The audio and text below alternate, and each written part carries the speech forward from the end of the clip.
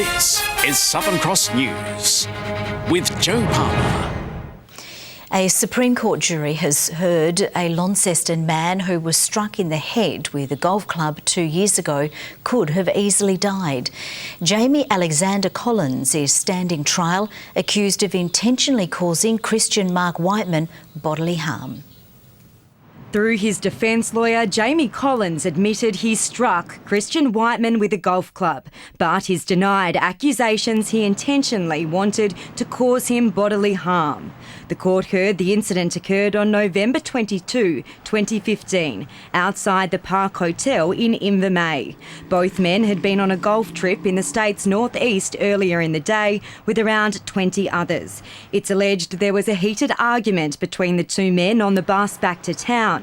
Prosecutors claim it was after that, when Mr Whiteman was unpacking the bus at the pub, when Collins approached him from behind and with a 7-iron struck him to the head, rendering him unconscious. Mr Whiteman was taken to the Launceston General Hospital and then the Royal Hobart, where he spent the next 11 days on life support. A medical practitioner gave evidence today saying damaged pieces of Mr Whiteman's brain had to be removed and the injury was so severe he could easily have died before the ambulance arrived.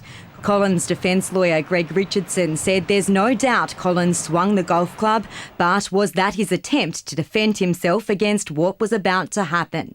Witnesses who took part in the golf day, plus the alleged victim, are expected to give evidence tomorrow. Monika Dadson, Southern Cross News. The government has announced relocations of seals from fish farms will end by Christmas time. But Tassal says it was only advised of the decision last night and the rollout of its seal-proof pens won't be finalised until 2020. A heated question time was put out by an unexpected fire alarm. Right, I think we need to suspend the House. Parliament House was evacuated, with MPs spilling out onto the lawns. After the all clear, business resumed. Right, back in there, Premier. Let's get back into it. Inside the chamber, the Primary Industries Minister was grilled on the government's announcement to end seal relocations from the south to the north coasts. Will you commit that your seal management plan doesn't become a de facto seal cull? No. Whether this will be a cull or not? No, look. No, it will not become a de facto seal cull at all. So I can rule that out very clearly for you. The move was foreshadowed in a government Facebook post at 5:30 last night. And a major announcement around the cessation of dumping of seals on the northwest. But Tassal, the only company relocating the animals, says it has had no direct negotiations with the government and only received formal notification in a letter at 6:35. In a statement, it says it's investing $70 million into implementing seal-proof pens, but all leases won't be fitted out until 2020. The government says halting relocations by Christmas will appease concerns of recreational and commercial fishers on the northwest coast, but Environment Tasmania says the move could put salmon farm workers in danger. Relocating them just within the lease space isn't going to solve the problem. Those seals are going to be back for another feed, and if they get aggressive, it's not safe for workers to deal with them, which is part of the reason why they relocate them. That's up to the companies themselves, a distance that alleviates the problem, and they can judge that for themselves. Labor says it's yet to form a policy position on the issue. We'll be able to respond in terms of our plan very soon, but we need to have that conversation with workers. Louise Hedger, Southern Cross News. Police are searching for 3 offenders who broke into a Launceston business early yesterday morning. CCTV from Freestyle FX Signs shows the trio smashing a glass door with a car. They then break in, search the room and run off with a petty cash tin. It's understood the offenders were using a stolen vehicle. Anyone with information is asked to contact Crime Stoppers. Local businesses are being warned to be on the lookout for counterfeit notes. Several reports have been received of fake $50 notes in the Greater Hobart area. Police have released pictures showing distinctive Chinese characters printed on the counterfeit currency.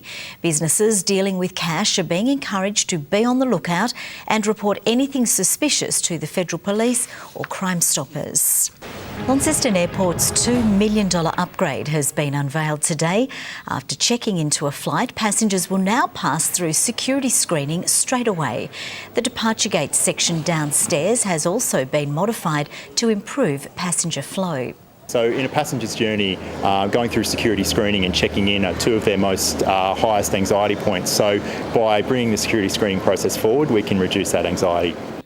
The upgrade took 7 months to complete. The Denali primary school community has been recognised for its response to the devastating 2013 bushfires. It's one of several Tasmanian organisations and individuals highlighted in the Resilient Australia Awards. The charred ruins of the Denali Primary School is a lasting image of the devastation brought by the 2013 bushfires, a community hub lost. But the efforts to rebuild from the ashes have today been recognised in the Resilient Australia Awards. The idea of the awards is to recognise people's efforts in developing resilience amongst the community. The reality is that disasters will happen and bad things will occur. It's important to remember that we can pull through in tough times. We always face challenges. Our school and our community has faced it head on and come out the other side. The recovery effort has been praised, with temporary classrooms quickly put together soon after the wildfire and a brand new school now in operation. The temporary school was put together, I believe, in 42 days, and it was so important that the community knew that their children had a place to go to keep the community alive. With bushfire threats looming over the state again, the Tasmania Fire Service Fuel Reduction Unit has also been recognised with a Resilient Australia Government Award. It's working to reduce risks with targeted fuel reduction burning. Authorities say they're already seeing results. The town of St Mary's was potentially going to be impacted by a bushfire just a few days ago, and the work of the fuel reduction program has significantly reduced the impact of that bushfire on the communities. The overall national winners will be announced in November. Michael Breen, Southern Cross News.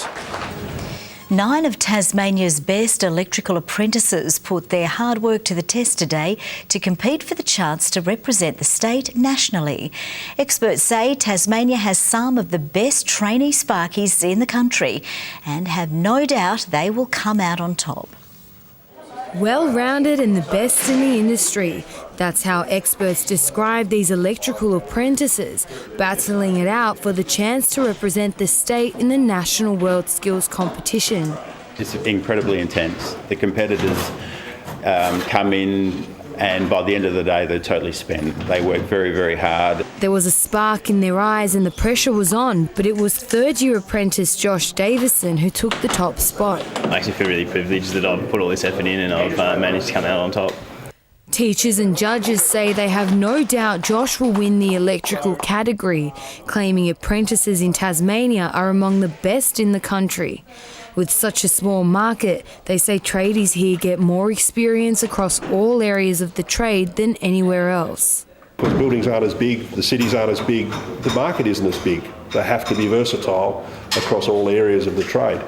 Industry experts say electrical apprentices here are highly sought after on the mainland. This is due to their broad range of skills. Tradesmen who come in from the rest of Australia often don't have the skills and experience that we expect of our local sparkies. Electrical teacher Andrew says the demand for electricians is high amid the increasing developments across the state, and it doesn't look to be slowing down. Rita Risk, Southern Cross News. A significant collection of Tasmanian military history is going on show. The Army Museum of Tasmania is putting items connected to the Cameron family on display. Colonel Cyril St Clair Cameron was involved in conflicts in Afghanistan, the Boer War and World War I. Unfortunately, Celia Cameron, who donated most of this incredible collection to us, has passed away recently, so we thought it was fitting we start to see a lot more of the collection over the next few months. Items from the Cameron collection will be rotated through the public display in the coming months.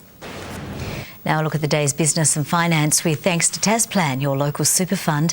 The share market has posted its worst session in 6 weeks, marking a third straight day of falls. The ASX 200 index has dropped by 53.7 points. A short time ago, the Australian dollar was trading at 79.63 US cents and 89.55 Japanese yen. Lauderdale coach Darren Winter says winning the club's first TSL premiership will silence the doubters once and for all and justify their decision to enter the State League. It would also be one of the most memorable wins in Tasmanian football history after losing to North Launceston by 15 goals just 2 weeks ago.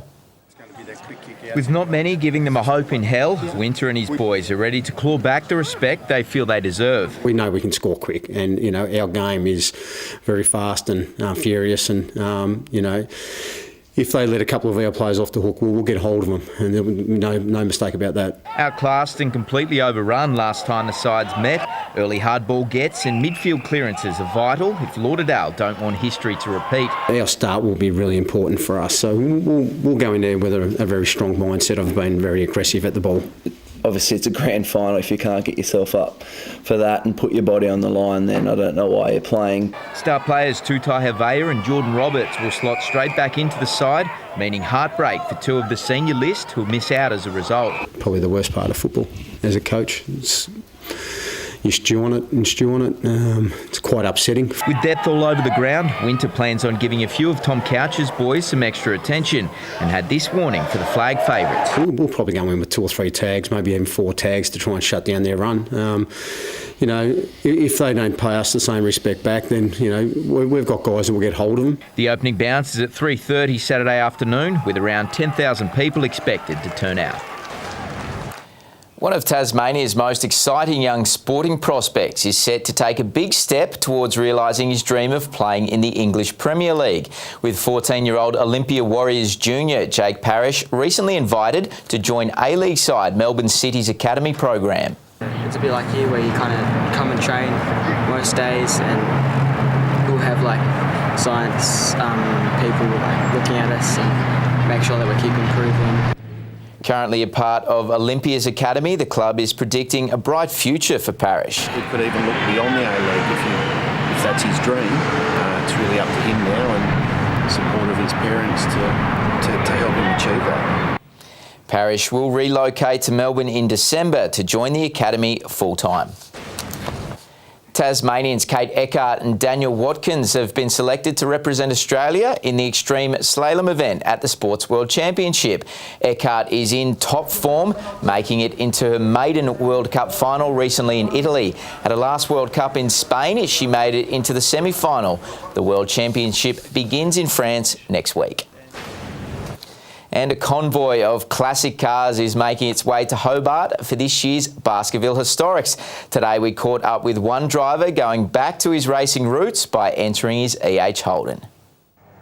Glistening stainless steel trims and polished to perfection, this E.H. Holden from the mid-1960s takes proud owner Peter Smith back to another time. In the 80s I had an E.H. Holden that I raced in the same class that this is, and had some good success with that.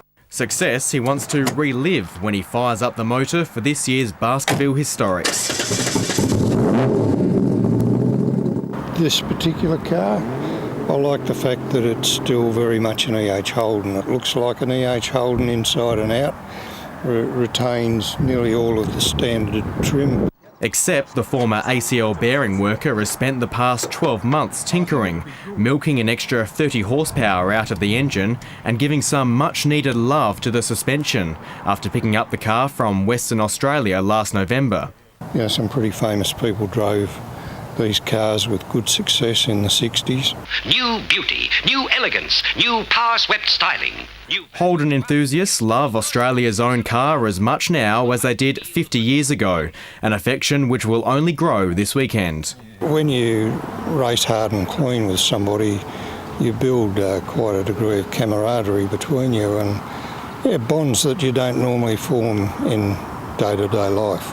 Tom Johnson, Southern Cross News.